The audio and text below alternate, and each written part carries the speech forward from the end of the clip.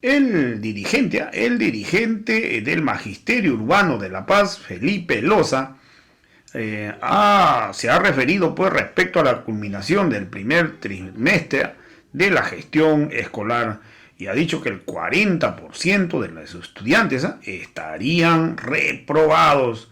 De acuerdo pues a este informe que ha dado el dirigente del magisterio, ha dicho que la nota de reprobación tendrán pues aquellos estudiantes de escasos recursos económicos. Se ha dicho que hay un 40% que no han pasado prácticamente con buenas calificaciones este primer trimestre, pero dice que gran parte pues son los que no tienen los recursos económicos porque no pudieron acceder a las clases virtuales, la falta de un dispositivo de internet y no han podido pues, acceder a la plataforma digital gratuito que ofrece el Ministerio de Educación porque no tienen las herramientas adecuadas. Hoy la verdad yo pido que aquí se tiene que incidir más. La población tiene que también poner de su parte, porque la verdad hoy no se olviden que la educación pues es la base fundamental del desarrollo de todo país y es por ello que acá se tiene que hacer hincapié en este tema. Vamos a escuchar pasajes pues de las declaraciones que dio al respecto el representante del Magisterio Urbano de La Paz, a Felipe Loza.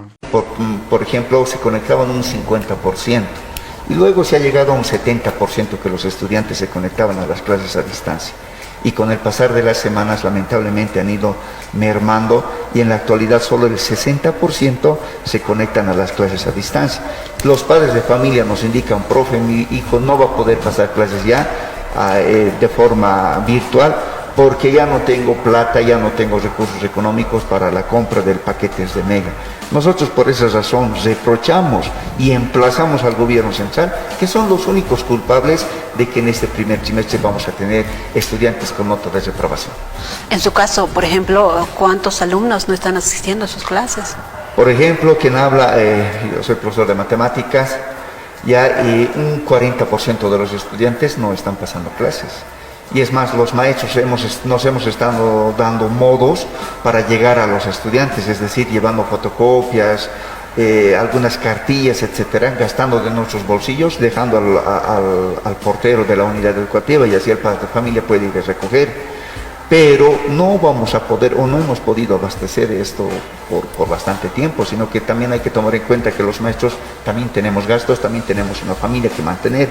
Es en esa situación, por ejemplo, ya estamos culminando el primer trimestre, nosotros indicamos de que vamos a tener estudiantes con nota de reprobación, pero da la particularidad en este primer trimestre 2021, los estudiantes si van a tener nota de reprobación, no va a ser por lo que no han podido asimilar sus conocimientos, que no han podido aprovechar académicamente, sino que por pertenecer a una familia pobre, por pertenecer a una familia que no cuenta con recursos económicos y por lo tanto responsabilizamos al gobierno central por todo lo que está sucediendo, por el caos en la educación que se tiene en la presente gestión. Ahora, el Ministerio de Educación, así como la Federación de Estudiantes de Secundaria han manifestado de que las plataformas son gratuitas. ¿Se está utilizando estas plataformas? ¿Qué beneficios da al estudiante? ¿Qué requiere para conectarse a esa plataforma que es gratuita? Mira, hay que ser honestos en esta situación. En la gestión 2020 nadie estábamos preparados para que llegue la pandemia.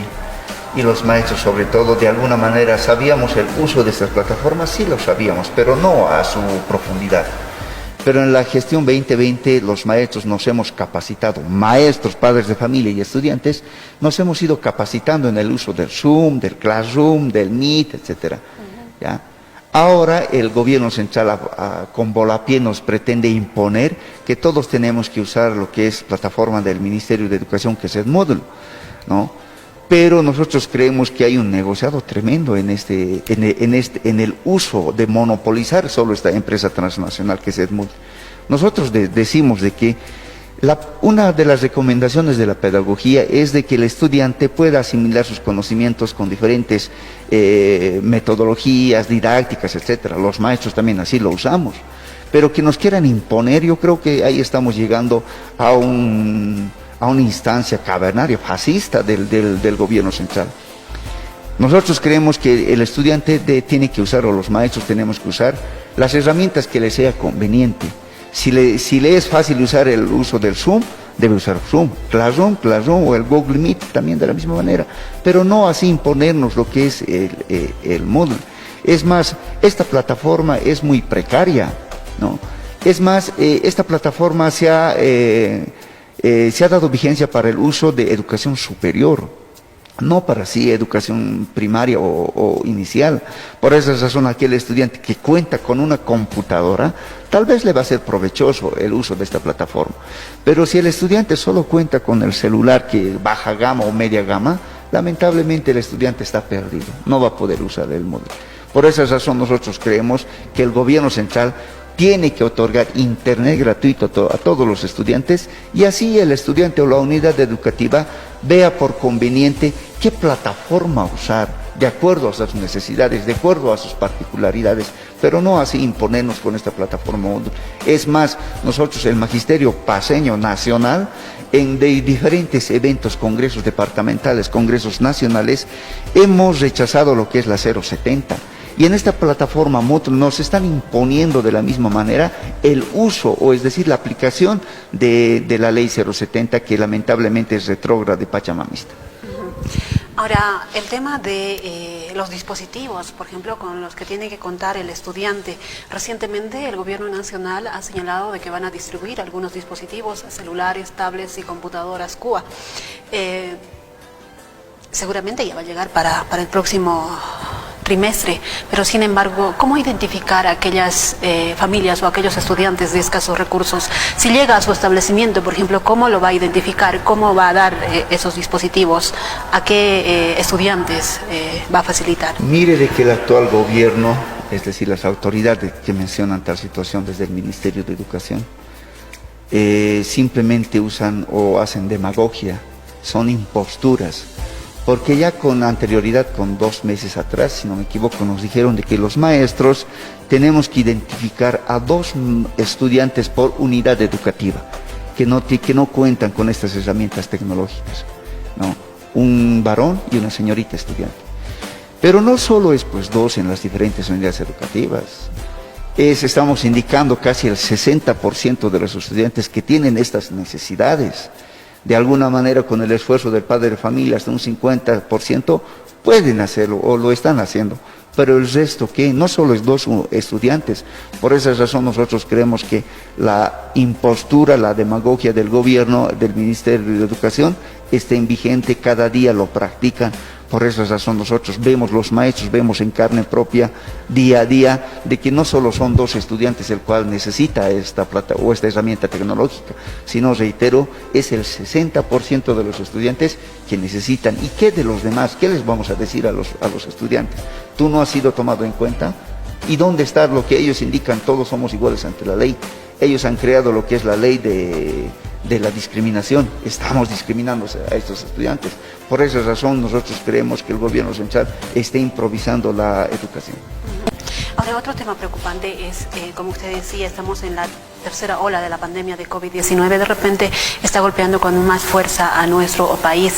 En ese sentido, algunos establecimientos educativos, en coordinación con padres de familia y directores, han decidido ir a clases semipresenciales, es decir, van a clases 2 días, 1 día.